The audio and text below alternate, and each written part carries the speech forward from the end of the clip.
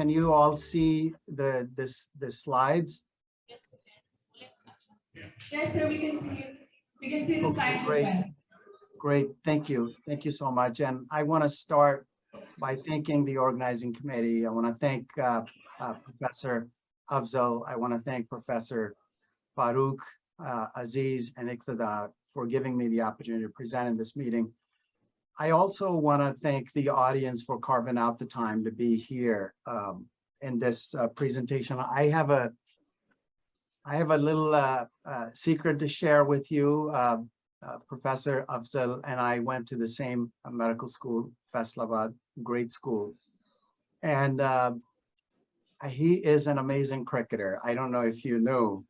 I remember those days, and we played on the same team of medical college, and we really got to play Sargodha division also. So good to meet with him again, and so good to meet with you here on the Zoom platform. Let me begin my presentation of self-development by sharing a story from my past. I've been around the block a few times and I have quite a few stories. Let me share this one with you. Many years ago, I met with Noor, and Noor was amazing, hands down. When others were looking to define reality, Noor was understanding perceptions of those realities. When others were trying to dominate people, Noor was more interested in self-management and self-control.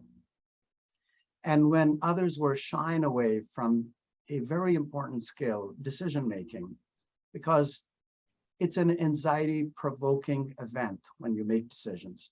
Decisions are important, though. I saw Noor taking decisions on and using anxiety to advance the career. You know, all of you have heard, and I have heard throughout my younger days, that prepare yourself. Prepare yourself. Stay ready, because opportunities are gonna come. And if you're not prepared, you're not gonna be able to use those opportunities. Well, that's a great way to succeed. However, I saw another aspect in Noor. I saw Noor actually creating opportunities and not waiting. Preparation for Noor was a thing of the past. Noor was prepared. Noor was on to creating opportunities. You know, we talk about climbing up the ladder. And whenever you get the opportunity, climb up that ladder. Noor was interested in creating and developing those ladders and portable ladders that could be stored in an efficient manner quickly. So many have asked, because I've spoken about Noor before, that who is Noor? And Noor is that light. Noor is that energy given to us by God, by Allah. It's inside us. The relevant question for all of us today is, are we ready to tap into that energy? Are we ready to connect to that energy and do the self-improvement that we're going to be talking about? And in that, let me put this statement up, and let me give you a minute to think about what Mark Twain said many years ago. And I want you, after this presentation, when tonight you're going home in your car or in your bus or whatever you use as transportation mode, to think about your purpose. It's not going to come easy because we are not trained to use that. We're not trained to think about purpose. I want you to think about a bigger purpose. Why are you here on this planet? And not just your medical school or your residency or your USMLEs or any educational program or exam, but more of what does it mean to you when you talk about your family, your professional life, your career. And when we leave the planet, what message, what information are we going to leave behind that people are going to think about us and say, yeah, that was an important message. That is the power of purpose. So I want this team to think about the purpose. This is what we're going to do in this presentation. We're going to develop a deeper understanding of us and self. And we're going to transform ourselves using some of the skills that I'm going to be sharing with you. There's a lot of them. I'm going to share 5 with you this morning. When it comes to skills, things are divided into 2 types of skills. The hard skills and those that are called soft skills. Hard skills, an example would be an interventional cardiologist being really good at what they do. Mastered the art of that procedure. Or a surgeon for a specific procedure, as Professor Aziz talked about, that cystic artery, how you handle the cystic artery so it doesn't retract and cause bleeding. Those are hard skills. And many of us go to school or training programs or coaching sessions to understand hard skills. The thing that makes us successful, and the literature is very clear on that, is the soft skills. These are the ones that directors, head of departments, VPs, presidents are using to advance their career. And we'll talk about some of those soft skills. The first one, and they form the basis of self-improvement, self-development. So first one is understand perceptions, have a better understanding of perceptions. What is it that you're seeing? Very important, because in healthcare, what's at stake is someone's life. So we better be good in finding out exactly what the situation is and how to deal with that. And for that, let me just throw this on the screen for you and just see, what is it that you see? And I'm going to clarify one of the images here that if I think about this as an eye, and here's the nose, and here's the mouth, and here's the chin. And these are hair here. This is an older individual.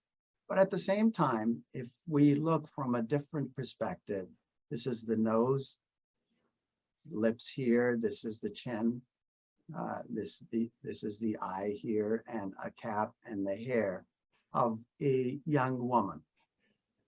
We see that too in the same image. And then on the left, you see an image of an Indian with the nose here, the lips here, and the chin. At the same time, from a different angle, we see an Eskimo with a big coat. This is the head, this is the right hand, a hand and the arm and the legs here. So reality and perception of that reality is different. It is said today that perceptions is reality. So we better be good at that perception when we approach things. A soft skill that is clearly needed for us to advance. And in that context, let me talk to you about cognitive dissonance. On the slide, you see an activating event comes and hits you. You mount an emotional response. Somebody comes to us and says, you know, what I heard from people in the office is that your boss is very upset with you, and that they're preparing to fire you. And we have an emotional response to that activating event. And then based upon that, we mount a behavioral response. Most of us, it is clear, the cognitive dissonance is also called ABCD theory. Much of that information comes from my school at Harvard, from David Javich, one of my professors at that university. So many of us, majority of the people, respond in this pathway, an activating event of the sort that we talked about. And we mostly mount an irrational behavior. In other words, we think, oh boy, I'm going to be fired. I have bills to pay. I have kids' school fees, the car payment, the house payment. How am I going to handle all of those things? And we mount a response based upon that information, which may or may not be accurate information.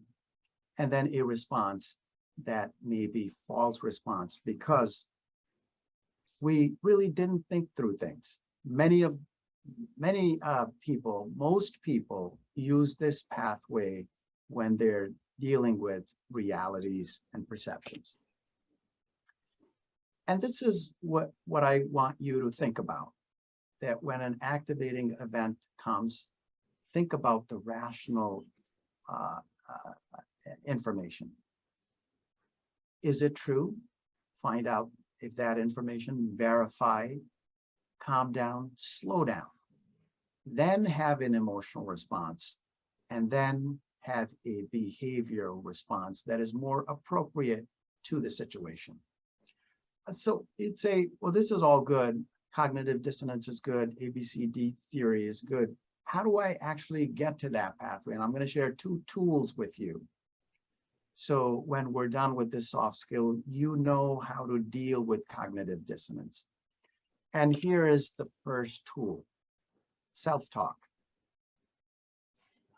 Have you had, and you don't have to answer that, just think about it. Have you had situations in the past where you made an error?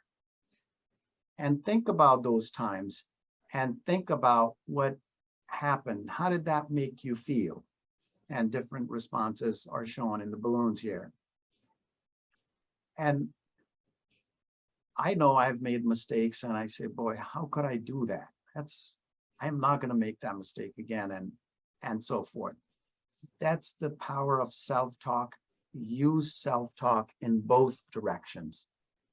When you have made an error or when you have done a good job and you feel good that I'm happy that I was able to accomplish. I'm happy that I was able to help somebody. This is what's called self-talk. Important for you to know that tool. The second one is belief prism. The information that you had that your boss is going to fire you, put that into a belief prism, and then iron out the rational from irrational information. And once you have the real information or perception of that real information, you'd be able to then make a better decision and not go into the irrational pathway that I shared with you earlier.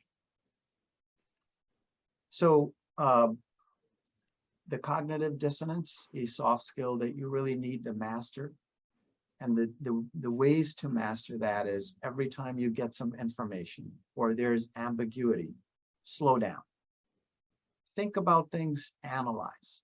Review your past to see if this type of event has come before. And then finally, put that information into a belief prism to see and separate rational from irrational thoughts and behavior. You know, one would say these are so many steps. I got to slow down. I got to analyze. I got to look at the past. I got to then look at the belief prism. And I would tell you that when you get good at it, it becomes natural to you. You slow down. First step is slow down. Allow yourself time to think and then mount a response that is more appropriate. Sometimes you need a little bit more time.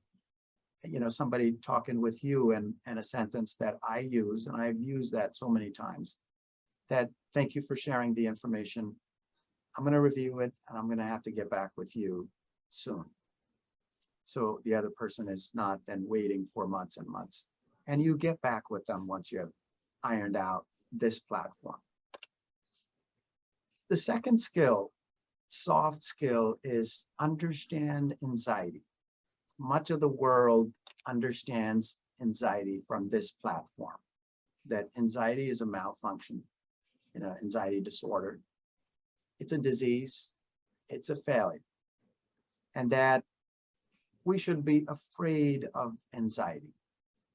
The biggest thing that you can walk away from this presentation with is that you need to get rid of your fear, because when you're afraid, the systems don't work. The biggest system, our brain, doesn't process information if you have even a hint of being afraid. So I'm going to separate the two.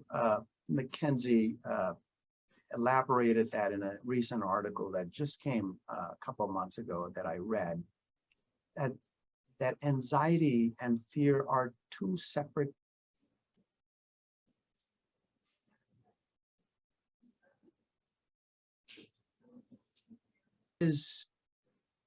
indicates an uncertain future, and that's okay. On the other hand, fear indicates danger that is right next to you. Anxiety requires investigation of that uncertainty because you need to iron that out. Fear says run away, fight or flight response. In anxiety, you need to take the information and separate the information, useful information, from the information that you feel you don't need and that need to discard. When people are afraid, they are unable to take any information in. And what if it was good information? No information goes in. Their prime objective is safety. Safety of a cave or safety of a place where they could be hidden from others. The biggest lesson is that fear will destroy you, and have no fear. Be fearless. Anxiety is good. And I'm going to dive a little bit deeper into these concepts of fear and anxiety because Mackenzie truly did a fantastic job. That, you know, when you talk about anxiety, you're talking about dopamine and oxytocin. Both of those hormones are hormones that are proven to be related to reward and team building, bonding, affection. On the other hand, fear is, the main focus is escape.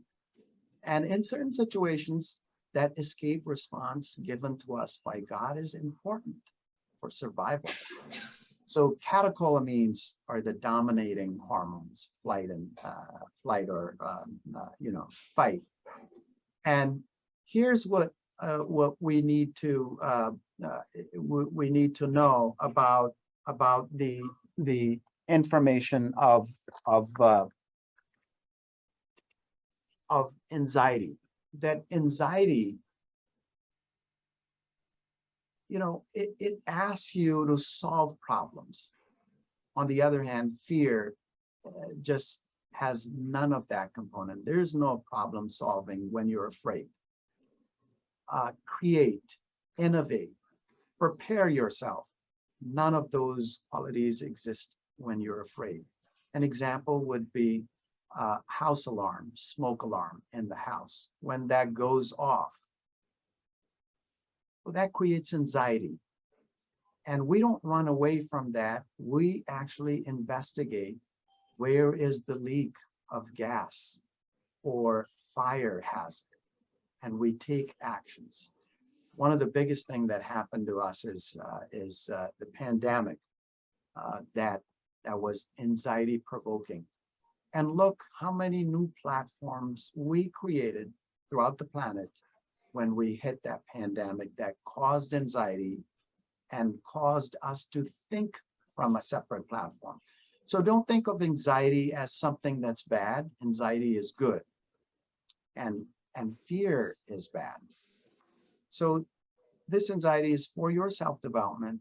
At the same time, I want you to take on that leadership role that Professor Afzal talked about, that Professor Aziz talked about, and Professor Iqtidar mentioned, that as leaders, we gotta be out there for others. And this distinction is a good idea for you to make for those who are unable to understand this. Here's what I want you to do. Using anxiety, you got to create a burning platform that there's a smoke alarm and we need to do something. And it's important because if we didn't do that, then fire may destroy our house. That's called creating a burning platform. We need to tie anxiety to purpose. The first slide that I talked to you about that you're going to do when you're driving home tonight. What is your purpose? And then I want you to tie that purpose to your future or your institution's future or your family's future, whatever is your purpose, tie that to the future. That is going to be the driving force for you to change and for you to have that self-development. And that component that Professor Afzal so elegantly mentioned in his talk, that we need to do more, that we need to learn more, and that we need to grow more. And then develop and set the vision that if we use this anxiety to create that future, this is how it would look. You need to make that real for your people that you're leading or your institution. People need to see that with their own eyes, that promised land, that vision. That's the vision, creating the vision. And then you need to be able to create a team, bring people together.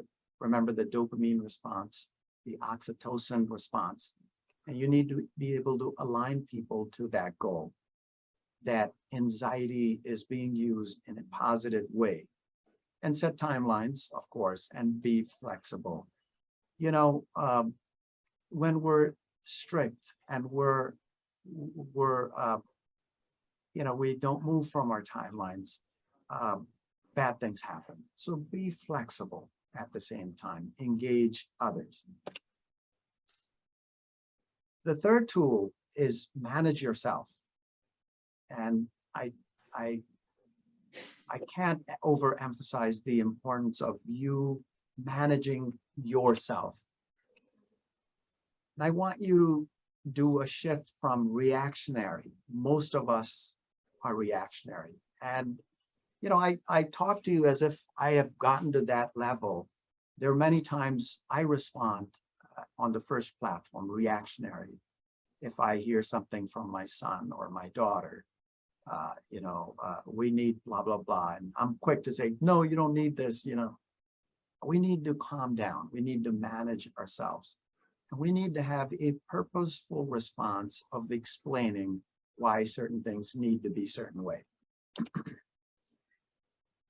And I'm going to share a few slides with you about a project that I did when I was at Harvard. This is anger to brain, and anger to response time.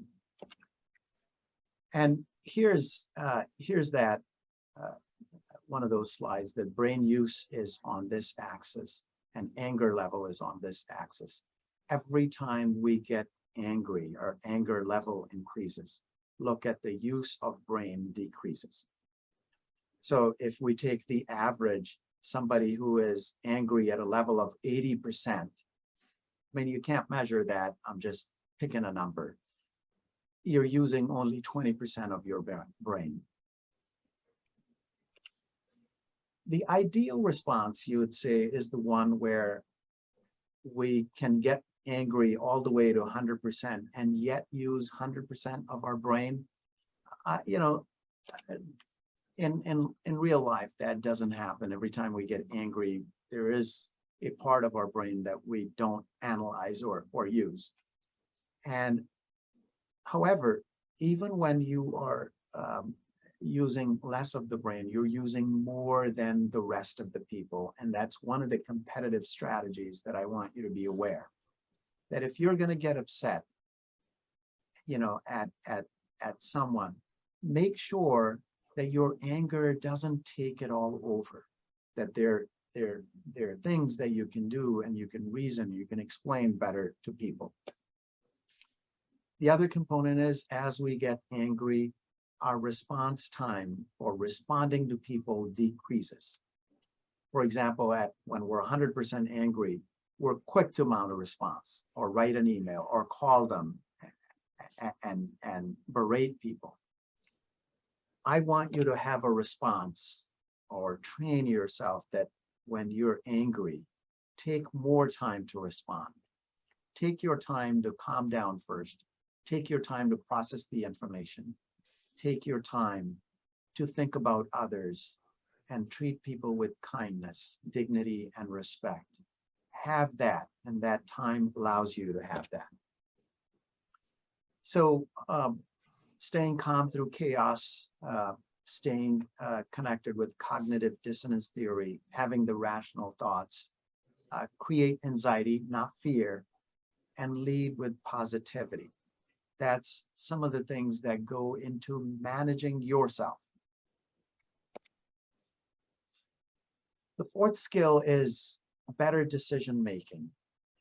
This is a skill that I think is critically important for all of us, and particularly those who are leading institutions. And here's a paper that came out in Harvard Business Review just last year. Myths about decision making. I don't have time to make decisions. And I am just not stupid. I'm very good. I use my gut to make that decision. I'm a rational individual. And that decisions are very personal. This is my decision. Okay, this is my decision. I'm the president, and that's how it's going to be. Those are myths. We need to go away from those. Decisions that are made by our gut are not good decisions. Can be devastating decisions. We need to have all the information. We need to process that information. We need to be rational. And Amos Tversky, a major psychologist who looked at rationality and concluded that most of us are not rational. So we need to analyze, and we need to give ourselves a little bit of time to make sure that we are thinking about rational decision making.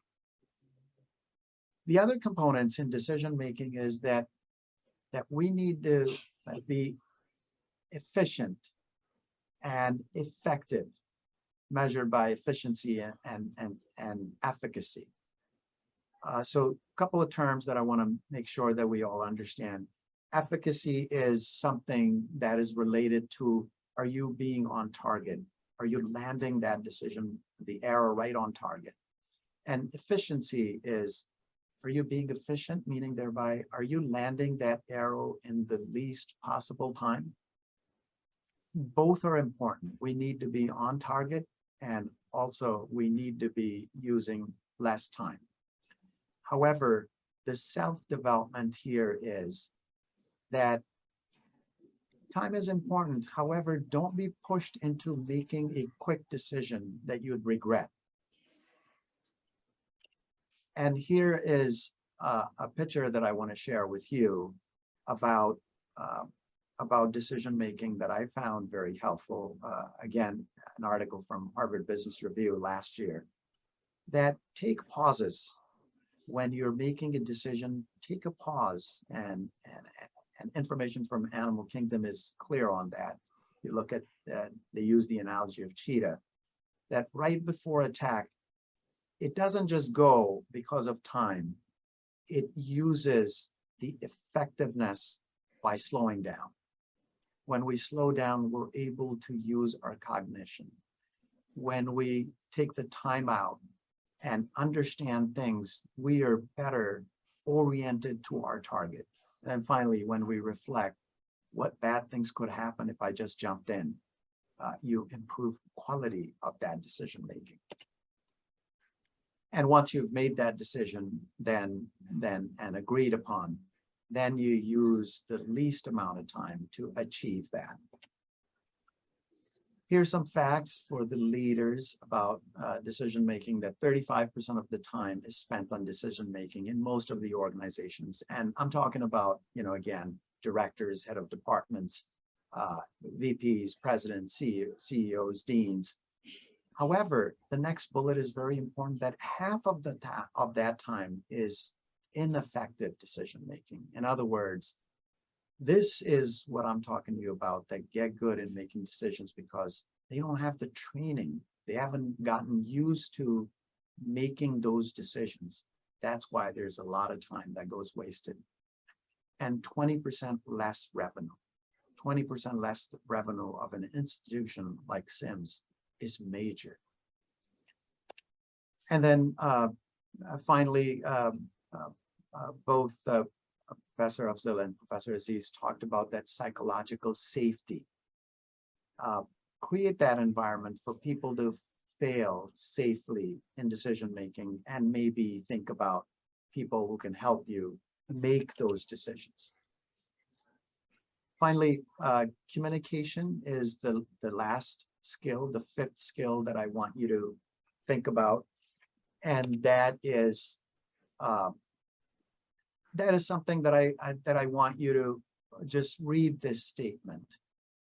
And again, Professor Aziz made that comment that treat people with kindness. Treat people with kindness. Dignity and respect, fairness and equality are 4 rules that I have lived my life with. These are the tools that emphasize kindness to people, and then being fair and using equality. In that, be inclusive. The decision that you're making, and you're saying it's my personal decision as the president, I'm going to make that decision. Think about the people that decision is going to affect. Perhaps it's a good idea to include them earlier on to find out what is it that they want. Build relationships with people and build teams. Random acts of kindness, frequent huddles with your team, and a caring attitude. The one thing that I want you to be firm on is stand up to the bullies and apply accountability. Accountability is very, very important in advancing any program or any institution. We got to be sure that who is doing what. That, I would say, don't shy away from that. And then finally, communication is not related to just talking with people. Communicate with the situation. And importantly, communicate with the future of what is it that you're trying to achieve, or where are you trying to head. This is that purpose that I talked to you about. It is said that if you think about that future that you are thinking that you want to be, if you think about it, you'll arrive at that station in the future for sure. I want to conclude by giving you this. In addition to writing the purpose, I want you to write 3 things, 3 issues that you're faced with that are keeping you from achieving your goal, or advancing your career, or being an effective individual. Write those down, and then think about those from self-development. Does any of that fit the 5 things that I shared with you? If so, focus on that. That is your area for improvement. I want to stop here, and I want to thank you all for your time and attention, and I'd be happy to answer any questions or comments.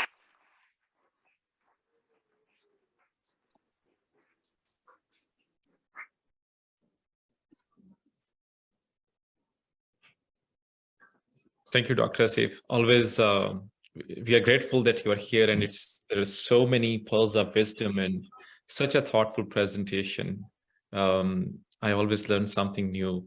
So I think let's open this for audience first if they have any questions.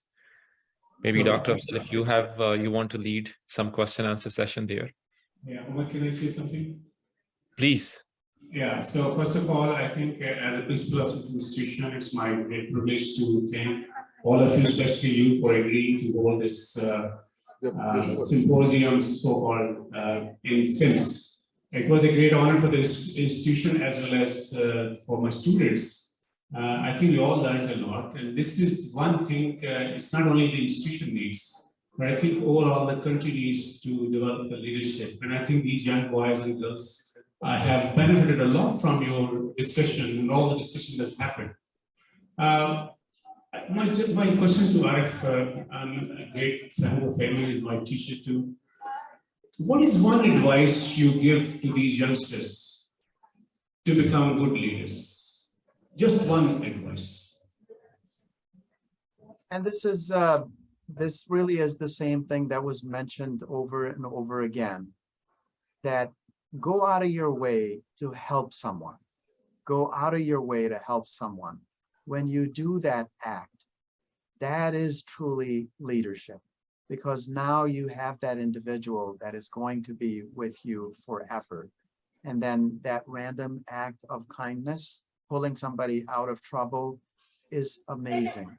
And that helps you get to the next level for sure.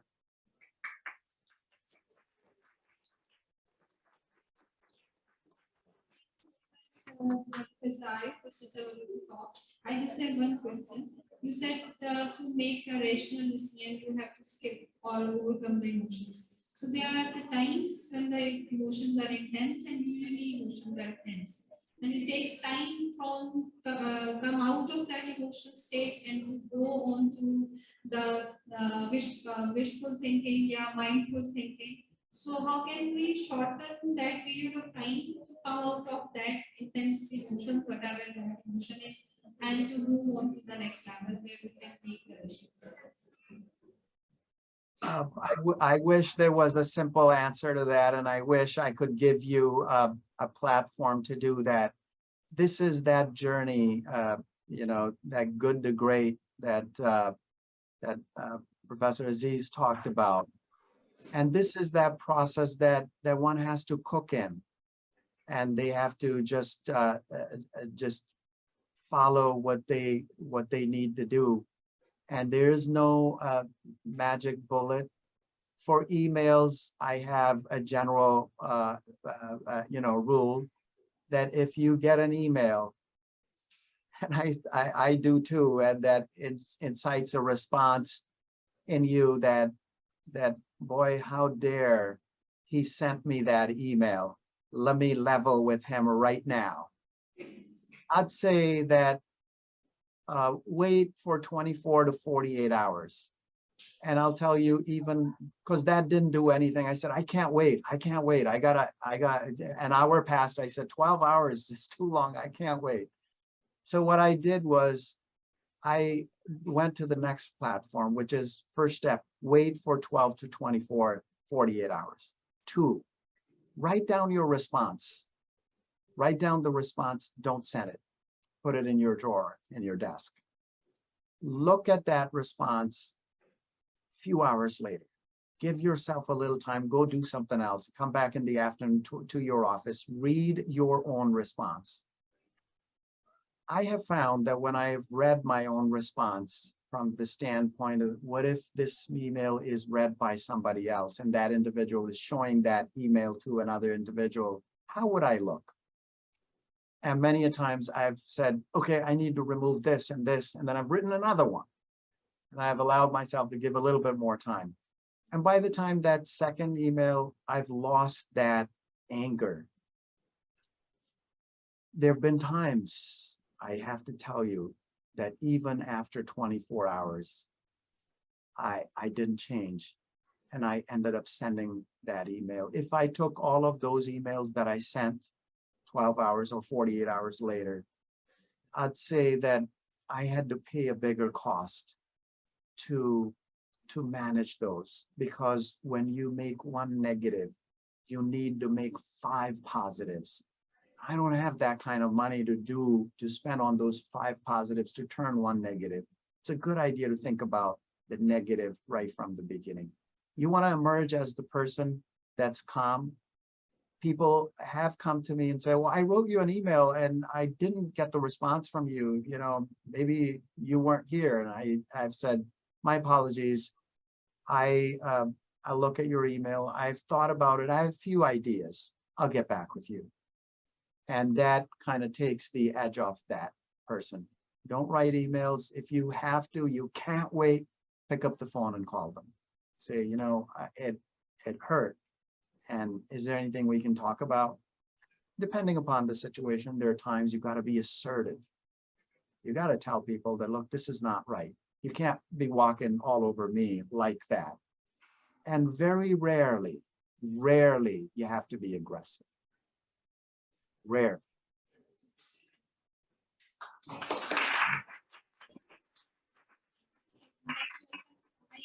Also, one more query, if you have time.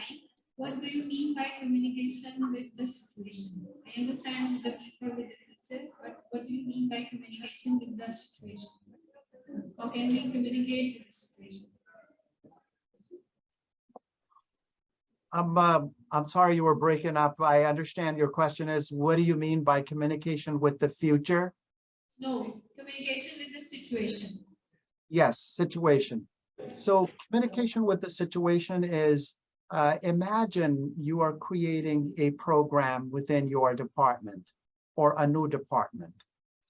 So people is one thing. However, you gotta look at the situation. Do you have space? Do you have the approval from all the agencies and authorities? Have you fulfilled all the requirement of safety and quality? So when we think from a bigger angle, we become a bigger leader, as opposed to just saying, I need this person and I need that person. This is my team and I'm here. You become what Professor Aziz was talking about, a meta leader, a level 5. Level 5 leader looks into the situation. They also think about what this program would do, the negatives. Also, that when this is created, what are the threats to the program? Would the room collapse? Is the room good enough? You know, they look at all aspects. So that is the situation, situational awareness of that. So people, situation, and future. Great question, by the way. Thank you very much. Thank you. Thank you so much, Dr. Arif, Asif, and thank you to the audience. Do we have any other questions from the volunteers? Thank you. All right, thank you so much. As everyone has realized and understood that leadership is not only working towards on your own self or your self-development, the most important thing is how to help others, how to be kind to others, but also, as Dr. Arif mentioned, that you constantly have to work on yourself as well. You have to manage your anxiety, you have to work on your fears, you have to manage on your anger issues. All of this combined and all of that it takes, eventually we reach that level where we can proudly call ourselves health leaders. And we as growing individuals, we as budding healthcare professionals, we need to incorporate all of this in our daily lives, all of the lessons that we learned today by all of our valuable speakers. Thank you so much for all of the guests for taking out the time today, to all the volunteers, and especially to our esteemed speakers for joining us all over in the US, for taking out time from your busy schedules.